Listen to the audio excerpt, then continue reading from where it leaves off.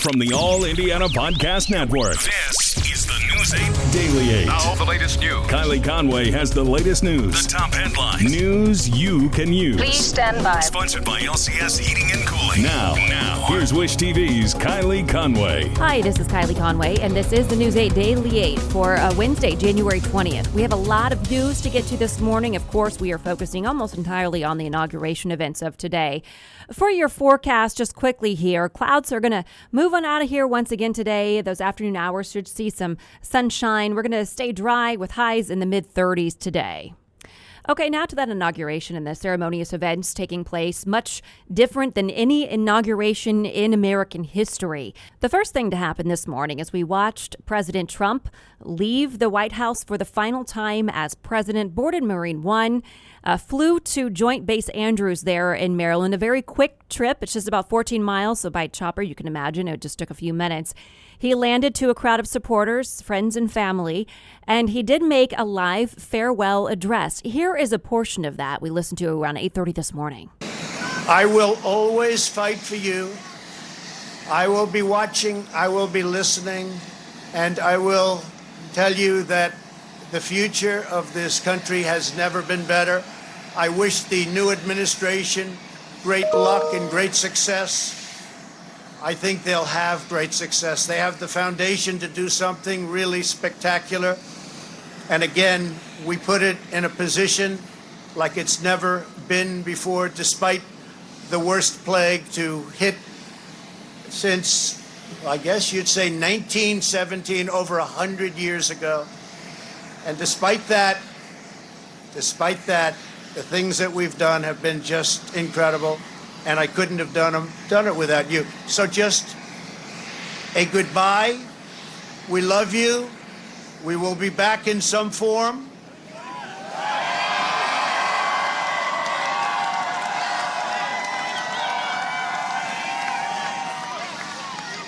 And again, I want to just, in leaving, I want to thank our Vice President, Mike Pence, and Karen. I want to thank Congress because we really worked well with Congress. At least certain elements of Congress. But we really did. We've gotten so much done that nobody thought would be possible. But I do want to thank Congress. And I want to thank all of the great people of Washington, D.C., all of the people that we worked with to put this miracle together. So have a good life. We will see you soon. Thank you. Thank you very much. Thank you very much.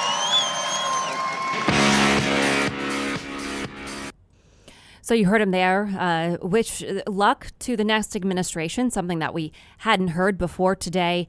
He also credited his own administration for laying the groundwork for any future successes there. He also gave a thank you to Vice President Mike Pence, who will soon, this afternoon, land in Columbus, Indiana, his hometown.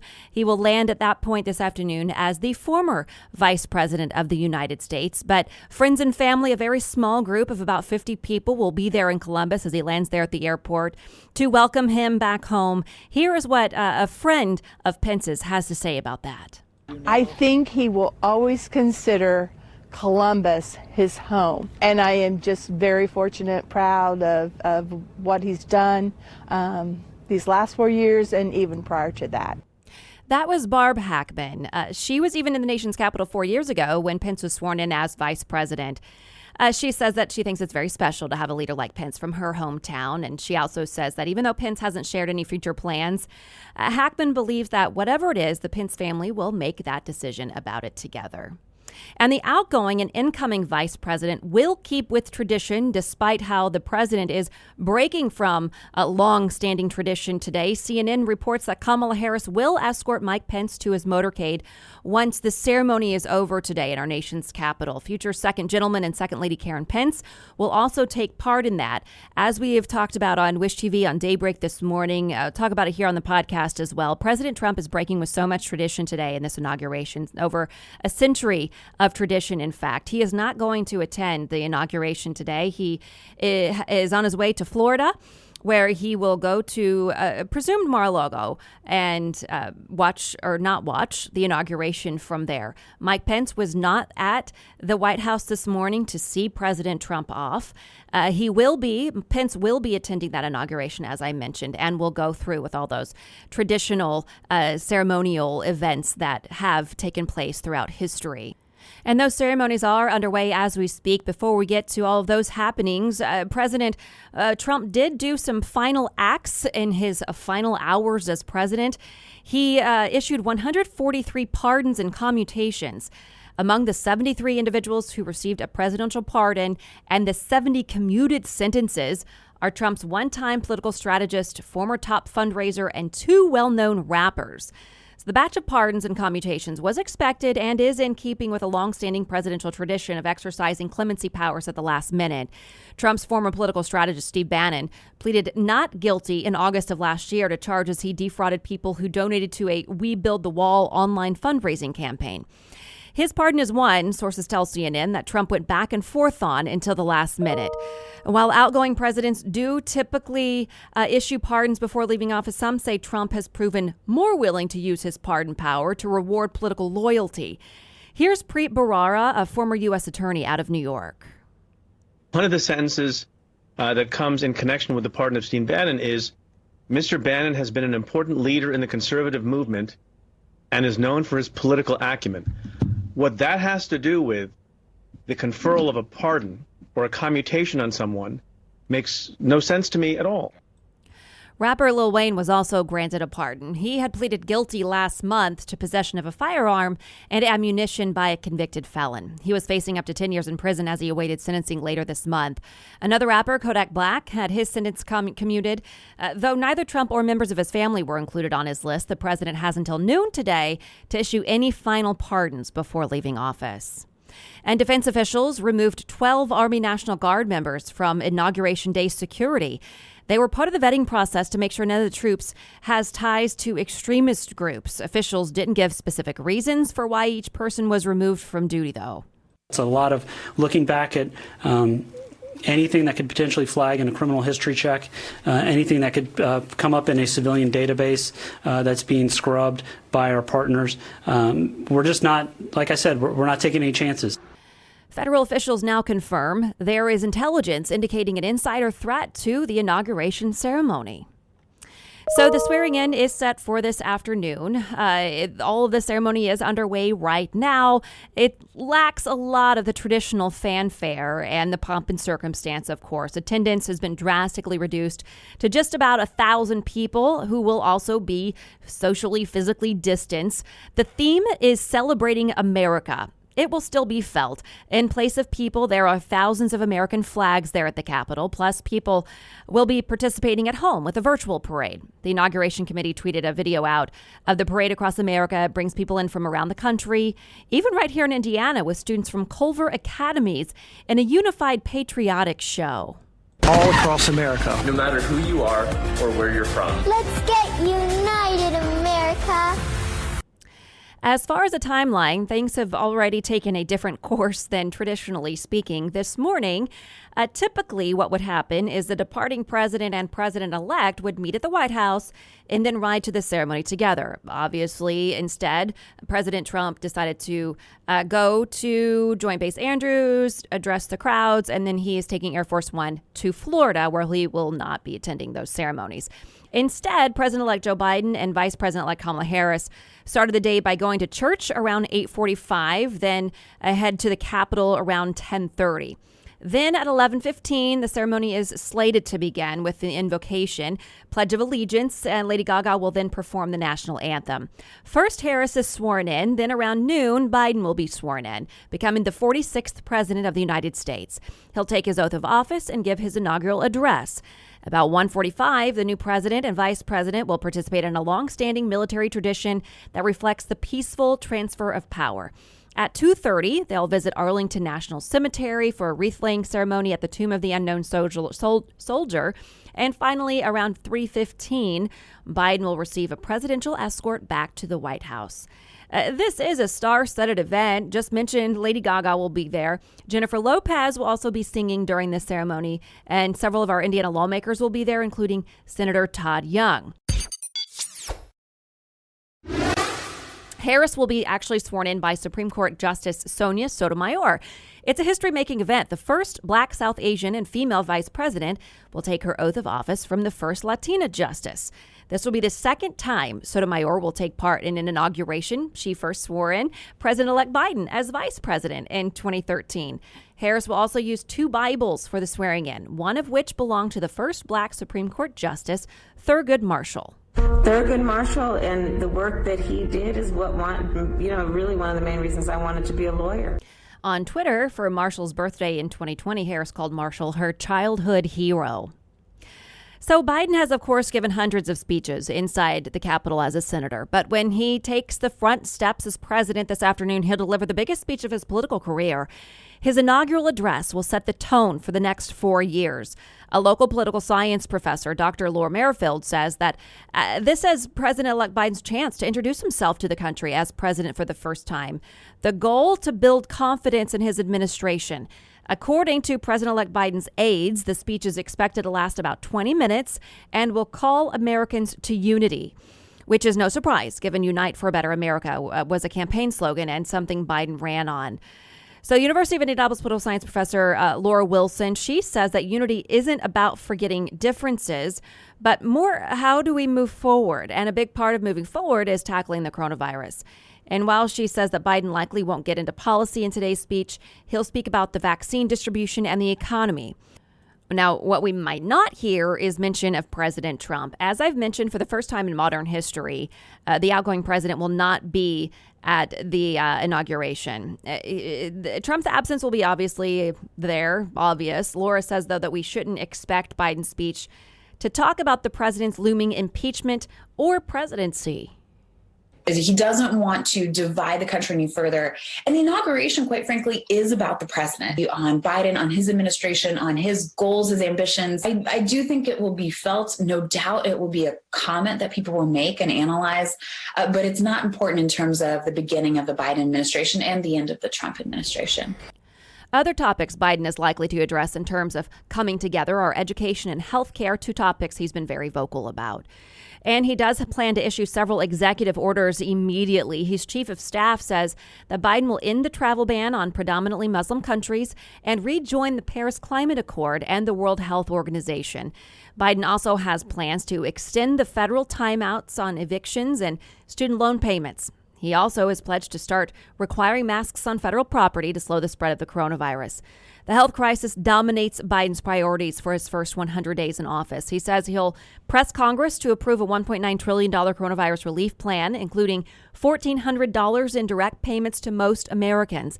Biden also has said he'll use the Defense Production Act to ramp up vaccine production. He's also set a goal of 100 million vaccine doses administered in his first 100 days. Georgia's 2 new senators take the oath of office today, making the 50-50 split official. Officials certified the election victories of Democrats Jon Ossoff and Raphael Warnock Tuesday. California also gets a new senator today. Alex Padilla will be sworn in to serve the rest of the term of Vice President-elect Kamala Harris. Harris will still have a critically important role in the Senate, the tie-breaking vote that essentially gives Democrats control. And Senate Majority Leader Mitch McConnell is blaming President Trump for the violent insurrection against the U.S. Capitol. The mob was fed lies. They were provoked by the president and other powerful people. And they tried to use fear and violence to stop a specific proceeding of the first branch of the federal government, which they did not like. This is McConnell's last day as Majority Leader. Senator Chuck Schumer is set to take the position today. And a second man from Indiana is facing charges in connection with the Capitol Hill riot. Cash Kelly faces misdemeanor charges for entering the Capitol building during the insurrection. Police in Hammond released a mugshot from a previous arrest 4 years ago. Kelly was previously convicted of federal drug crimes and was free on bond. He was allowed to travel with permission from the court, but did not have written permission while in Washington, D.C., which is a violation of his bond. Kelly surrendered to federal law enforcement officers. He's now in the Porter County Detention Center in Valparaiso. 400,000 Americans have now died related to COVID-19. The incoming Biden administration marked the grim milestone with a national COVID-19 memorial. Memorial services happened in every corner of the country. Buildings and monuments were illuminated in Detroit, New York, Las Vegas, and Seattle. In Washington, D.C., 400 lights aboarded the Lincoln Memorial's reflecting pool. President-elect Biden told Americans he shares their grief and understands from losing his own family members. To heal, we must remember. It's hard sometimes to remember, but that's how we heal.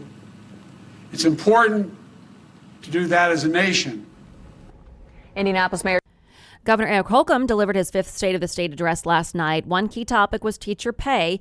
The governor is proposing an investment of $377 million into K-12 education. Some Democrats say it's still not enough and they would like to see a longer-term solution. Much more about all of this on wishtv.com. And some Indianapolis restaurant owners worry raising the minimum wage could hurt their industry. President-elect Biden proposed a bill to increase the federal minimum wage to $15. Restaurant owners say that could force them to cut workers' tip wages. Tip wages in Indiana are $2.35 an hour right now. Stadium Tavern owner Rob Strong says those employees typically make much more in tips. He says a $15 minimum wage could actually be a pay cut for some of these workers. And Indiana Democrats are proposing a similar plan. It would increase the state's minimum wage to $10 next year and then would go up by $1 each year until it reached $15. The state's minimum wage has been the same as the federal rate since 2009 at $7.25. Police in Indianapolis are unveiling a new plan to curb crime. IMPD says general criminal activity went down overall in 2020. The number of homicides shattered records, though. The total spiked almost 40%. Chief Randall Taylor says combating violence relies on accountability in and out of the department. IMPD plans to focus more on behavioral and mental health. Indianapolis Mayor Joe Hogsett says he is confident the changes will work in 2021. Now to some business headlines. In 2021, consumers will be demanding, anxious, and creative in dealing with change. Euromonitor forecasts in its annual trend report. People will expect increased activism from brands they use, new options for digital services in their daily lives, and more help in achieving mental and physical wellness. Trends like heightened safety concerns and demand for more open-air spaces will continue after the pandemic wanes. Microsoft has taken a stake in the General Motors-run Cruise self-driving car company. It'll see Cruise use Microsoft's Azure cloud computing platform for its operations. Cruise recently began testing its fully driverless vehicles in San Francisco for the first time. Netflix topped 200 million subscribers with year-end boost. Stocks jumped at 10%. The streaming service bounced back from third quarter stall to top 8 million new customers in a holiday period. As COVID restrictions ramped up, more people stayed home and watched streaming services as well.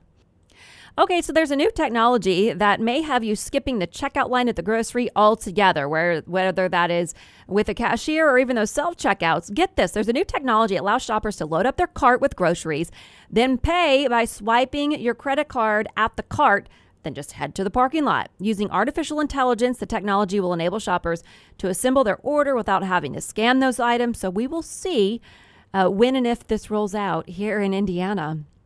Okay, the NCAA has announced dates and venues for its men's college basketball tournament in Indiana.